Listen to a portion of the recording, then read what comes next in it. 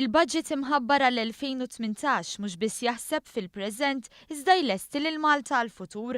Dan kien kliem il-Prim Ministru Joseph Muscat fl-ewwel reazzjoni tiegħu wara d-diskors tal-budget. Il-Prim Ministru tenna li l-miżuri mħabbra huma kontinwazzjoni tal-ħidma tal-Gvern fl-aħħar 4 snin. Fir-reazzjoni tiegħu il-Prim Ministru qal li normalment il-familji u l-kollegi fuq ix-xogħol jum wara l-budget jibdew jagħmlu l-kalkoli u jqabblu l-ammont ta' flus li jridu jibdew joħorġu mal-ammont ta' flus li issa se jkunu f'buthom. Iżda din is-sena l-Prim Ministru tenna li l-poplu m'għandux kalkoli x'jagħmel. Darba m'hemmx lok ta' kalkoli.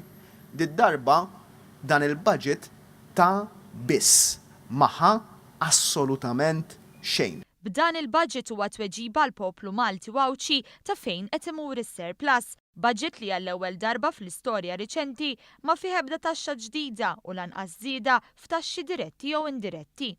Fejn il-poplu Malti wawċi kellu tweġiba fejn sejjer is-surplus sejjer fil-bwiet tal-familji u tan-negozji Maltin u Wawċin bl-ewwel budget fl-istorja riċenti illi ma jinkludix la żieda u laqqas introduzzjoni tal-ebda taxxa ġdida li huwa xi ħaġa pratikament bla preċedent.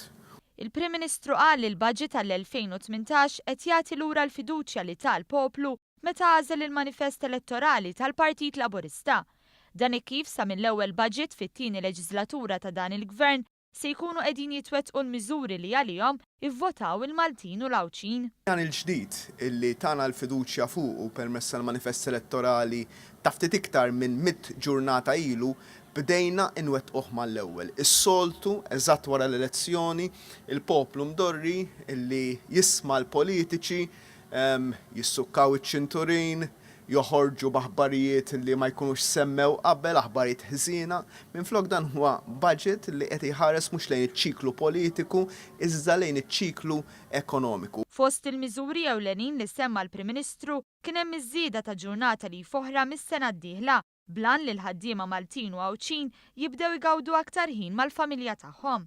It-tnaqqis fuq it-taxxa tax-xogħol b'kull min jaqla inqas minn 60,000 euro se jibbenifika minn tnaqqis fit-taxxa b'ċekk u dik ta' żieda ta' €2 oħra għal pensjonanti kollha, dan minn barra żieda ta' €75 fil-ġimgħa bħala kumpens għall-għoli tal-ħajja. U għalhekk Malta inlestu għall-futur għax l-isfidi li qegħdin niffaċċjaw f'dan l-ewwel budget tat-tieni leġislatura nistgħu niffaċċjawhom għaliex dan huwa l-frott ta' strateġija li ħdimna fuqha f'dawn l-aħħar 4 snin li qegħdin naraw il-frott tagħha u li tagħtina l-ottimiżmu li nħarsu l-qudiem mhux b'mod sporadiku imma b'mod ippjanat. Dr. Muscat saħaq li l-miżuri tal-budget juru kif is-surplus ir-riżultati ekonomiċi pożittivi li rnexxielu jikseb pajjiżna u l-pjan sostenibbli tal-Gvern waslu għal budget li jkun jista' jaffaċċja l-problemi tal-preżent filwaqt li jlesti għall-futur, futur li fost oħrajn qed jimmira li jerġa' jinkiseb surplus.